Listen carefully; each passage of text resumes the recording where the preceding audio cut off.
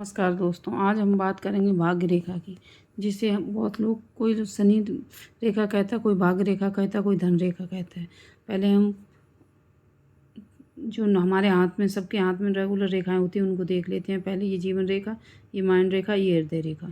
अब भाग्य रेखा कई तरह से अलग अलग निकलती है। जो भी रेखाएं नीचे से ऊपर तक शनि पर्वत की तरफ जाती हैं उसे भाग्य रेखा कहते हैं। अब जैसे कि जिसकी रेखा मणिबंध से निकल के जाती है ये सबसे अच्छी भाग्य रेखा कहलाती है। जिसकी भी रेखा मणिबंध से निकलती है, ऐसे लोगों को परिवार का सपोर्ट बहुत अच्छा मिलता है, पिता का सपोर्ट बहुत अच्छा मिलता है और ऐसे लोगों को बहुत सारी पैतृक संपत्ति मिलती है और ज़्यादातर धनी परिवार में पैदा होते हैं। अगर धनी परिवार में ना भी पैदा हों तब भी ये बाद में धनी, इनके जन्म के बाद इनका परिवार धनी हो जाता है। ऐसे लोगों को ज़्यादातर देखा गया अपनी पैतृक संपत्ति ही और पैतृक पैतृक बिजनेस ही संभालते हैं।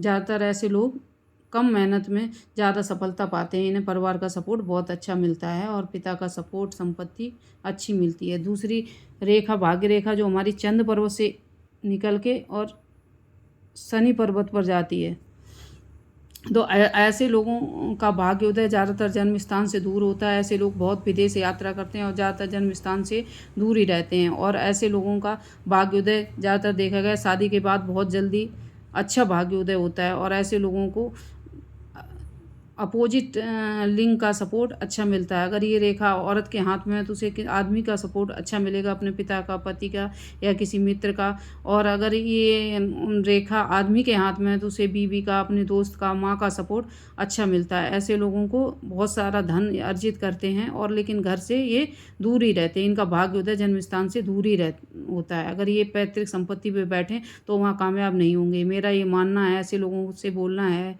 एडवाइज़ है कि अपने जन्म स्थान से दूर ही आप काम करें। अगर पैतृक संपत्ति को आप या पैतृक बिजनेस को आप संभालेंगे तो वो उसमें कामयाब नहीं होंगे। और अगर इसमें से एक शाखा निकाल कर बृहस्पति पर्वत पर चली जाए तो ये धन के लिए बहुत अच्छी मानी जाती है। और ऐसे लोग धार्मिक भी होते हैं और पूजा पाठ भी करते हैं और कई बार बहुत अच्छे धार्मिक पद पर रिटायरमेंट होते हैं और जिससे दुनिया में बहुत उनकी मान सम्मान होता है।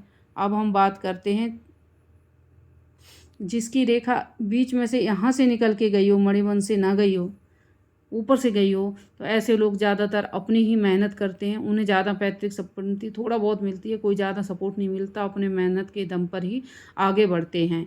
अब हम बात करते हैं किसी की भाग्य रेखा माइंड रेखा से निकल के जाती है तो ऐसे लोग ये ओवर एज में 30-35 के बाद ऐसे लोगों का भाग्य उदय होता है और अपने दिमाग के दम पर ही आगे बढ़ते हैं। और हम बात करते हैं यहाँ से शनि पर्वत से, तो ऐसे लोगों का भी भाग्य उदय होता है। ऐसा नहीं है सफलता नहीं पाते, अपनी मेहनत के दम पे सफलता पाते हैं, लेकिन ओवर एज में ही, ओल्ड एज में ही ये सफलता पाते हैं। जिस भाग्य रेखा जितनी ही दूर आगे से निकलेगी उतनी ही लेट हमारे भाग्य का उदय होता है। अब हम बात करते हैं जीवन से रेखा से निकलने वाली भाग्य रेखा की।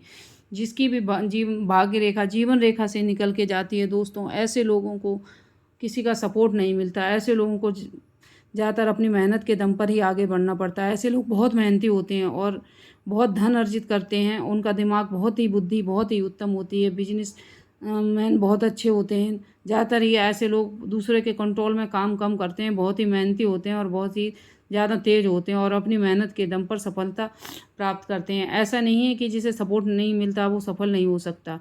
ये लोग अपनी मेहनत के दम पर ही सफलता प्राप्त करते हैं। अब हम बात करते हैं, कुछ लोग कहेंगे जिनकी रेखाएं नहीं होती, क्या मतलब उनका भाग्य नहीं होता, या जिनके हाथ नहीं होते उनके भाग्य नहीं होता? होता है। अगर भाग्य रेखा है और टूटी फूटी है तो ज़्यादा खराब। अगर ऐसे भाग्य रेखा है, उसे राहु रेखा ने ऐसे काट दिया, कहीं दीप है, भाग्य रेखा पर कोई दीप है, कोई तिल है, तो ये ज़्यादा खराब है। कहीं अगर काट रखा है तो उस स्थिति में बहुत गलत है। अगर भाग्य रेखा नहीं है तो कोई बात नहीं, जिसके भाग्य रेखा नहीं है वो निश्चिंत, उसके ज़्यादा अरमान नहीं होते, अपनी मेहनत पे खाता है और सुख शांति से रहता है। अगर भाग्य रेखा है और कहीं से कटी फटी है तो ये बहुत गलत है।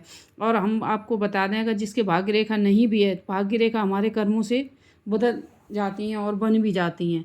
इसलिए आपसे निवेदन है कि अच्छे कर्म करो। हम अगले जन्म में 30% अपने कर्म लाते हैं, उनके हिसाब से हमारे रेखाएं मिलती हैं। इस जन्म में हम जो भी कर्म करते हैं वो हमारे ऐड होते जाते हैं। हमारा भविष्य बदल सकता है, भूतकाल नहीं बदल सकता। अगर हम अच्छे कर्म करते हैं, दूसरों की मदद करते हैं दान पुण्य करते हैं, पूजा पाठ करते हैं, तो हमारी रेखाएं बदल जाती हैं। मैंने ये खुद देखा है, रेखाएं हमेशा बदल जाती हैं। कुंडली में जो हम ग्रह लेके पैदा होते हैं वो ऐसे के ऐसे ही रहते हैं, रेखाओं में हम जो भी कर्म करते हैं वो हमारे सब ऐड होते रहते हैं। जैसे बैंक में हम जितना भी पैसा डालते हैं वो ऐड हो जाता है। जिनकी भी भाग्य रेखा स्ट्रॉन्ग है तो वो ये मान लो जैसे कि हमारे गले में एक सोने का चैन डाल रखी है, या एक मतलब एक चैन डाल रखी है कि जैसे ऊपर वाला चलाएगा हम वैसे ही चलेंगे। लेकिन इसका मतलब ये भी नहीं है कि हमारे ज़िंदगी में जो बुरा भला जो भी हो उसके मालिक हम नहीं हैं, वो तो हमारी किस्मत में लिखा था, ऐसा नहीं है। हमें अगर पता होता हमें कल एक्सीडेंट होना है तो हम अच्छे अगर दान पुण्य अच्छे कर्म करते हैं और वहाँ से हम अलर्ट होकर चलते हैं तो कई बार घटना टल जाती है या कम में टल जाती है। तो कुछ चीज़ें हमारे हाथ में भी होती हैं। कर्म करना हमारे हाथ में होता है, फल देना ऊपर वाले के हाथ में। जय माता दी।